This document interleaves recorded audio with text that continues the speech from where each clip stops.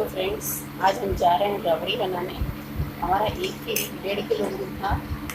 अभी मैंने इसको रिड्यूस करके ऐसा बनाया है। इसके बाद हम चीनी डालेंगे, करीब 4 चम्मच चीनी डालेंगे। इसमें हमने शुगर डाल दिया, चलाते रहेंगे, थोड़ा सा और गरम होगा।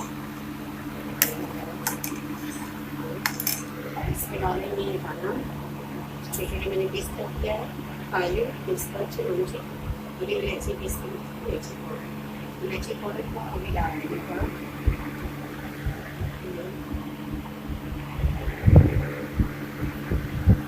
मैंने इलायची पाउडर डाल दिया।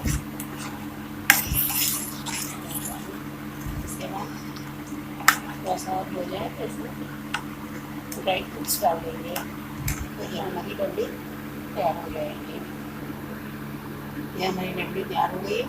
अब इसमें ड्राई फ्रूट्स जितने हैं, पिस्ता, काजू, बादाम, चिरौंजी, ये सब इसमें डाल देंगे।